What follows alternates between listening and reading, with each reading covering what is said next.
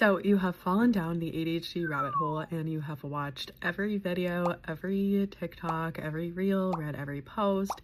You're starting to get into podcasts and books and just consuming all of the ADHD content, and every single thing feels like it is describing you. You're like, this is me, this is my life, what do I do now?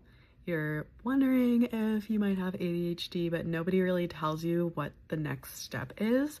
So that's what this video is going to be all about. Before we get into it, my name is Zoe. I am a content creator. I have ADHD and autism, and I'm also an ADHD coach. So if you're interested in more content like this, I like to share a lot of ADHD specific strategies.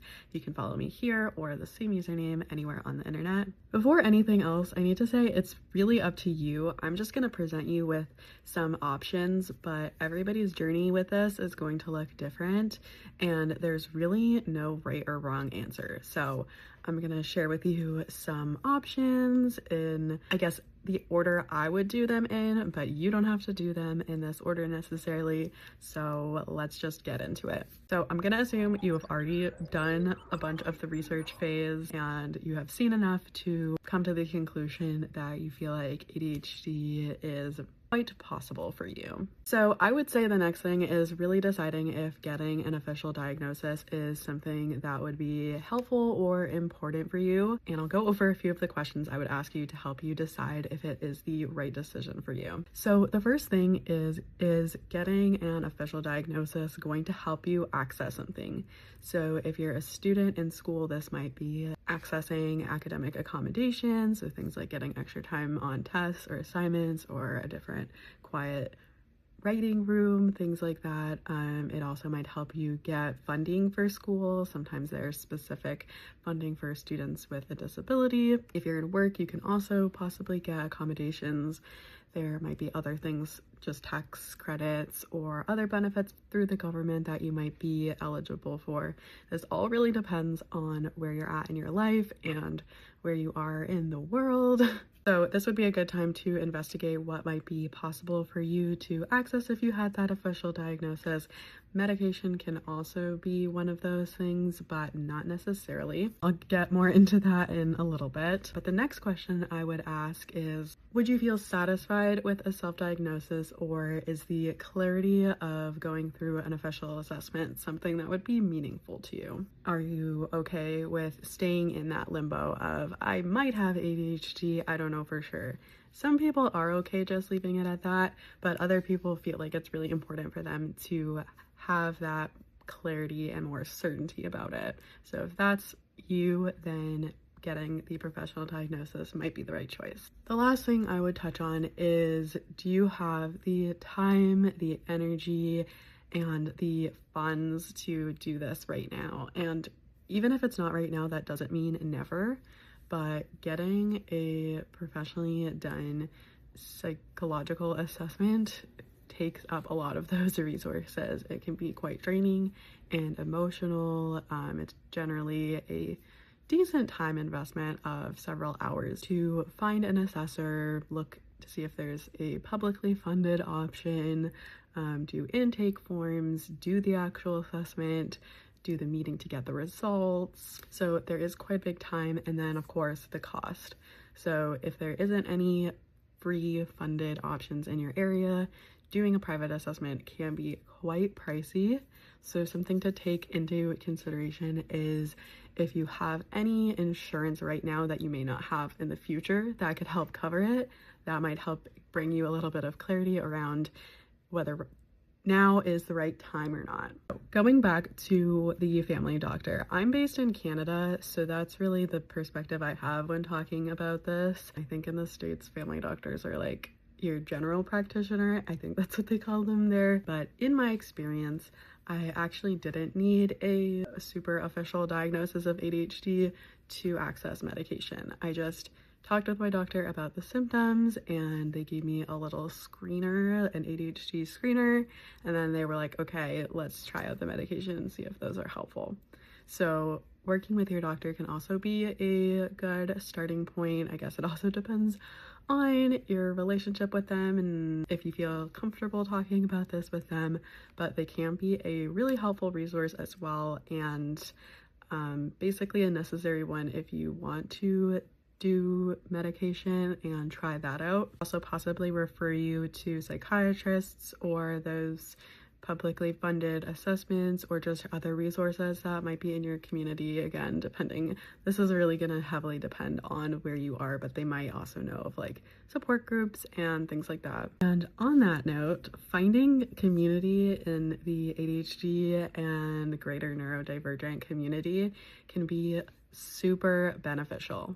And this can be either online or in person, but I find it's often easier and a little more approachable to at least start with the online communities, but of course it's totally up to you. It just really helps to be around other people who are having a similar experience to you, to feel connected, to feel understood, to not feel so alone with things. And I find talking with other people honestly helps me to better understand my own experiences. And they also might have some helpful tips or resources that they can share with you. I host a Discord server. It is called the Focus Garden. It is completely free. I will put the link in the description. I host body doubling every Monday, but you can also just hop in there and ask people to join you whenever.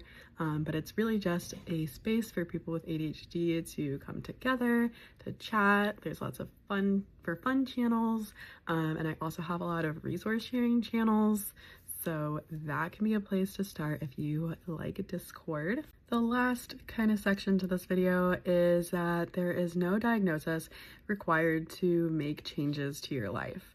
So now that you have this realization that maybe you have ADHD, you can start making changes to your life based on that. There is so much self-help resources out there. There is tons of books and like worksheets and education, and really just all about trying things and seeing what works for you, unlearning all of those neuronormative ways we have been taught to do things, and really just allowing yourself the freedom to find your way and owning your way of doing things. Because all that matters is finding that way that works for you, even if nobody else understands it, even if other people think it's weird, even if you are the only one you know who does it that way.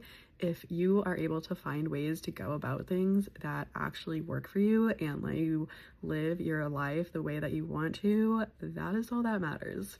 I also think just allowing yourself to show up more authentically, and when you understand those things that might be ADHD, I find it really helps to dissolve the shame. I think understanding is what helps dissolve shame. So when you understand the importance of things like fidgeting and allowing yourself to move, it can really help. I just dropped my paper. So allow yourself to move in your chair and fidget with things and unlearn that messaging you probably received as a child that you need to sit still and be still and just like be a robot all the time, because you don't. And fidgeting and moving might actually help you and help support your focus. If you're looking for tips and strategies, I share tons of them in my content, especially on my blog on my website, which I will also link in the description. Of course, working with an ADHD coach can be a really great way to help find personalized strategies for you. Again, no diagnosis is required, so you can come, we will chat about your goals, and if you don't know what your goals are, we'll figure out your goals, and we will explore personalized strategies to help support you and your individual challenges to make them feel like they aren't challenges at all. So if you're interested in checking out coaching and seeing if we would be a good fit, you can book a free discovery call. It's 20 minutes. It is absolutely no pressure, and we will just meet and chat, and I want to learn about you and your life and where you want to be. So that will be in the description as well.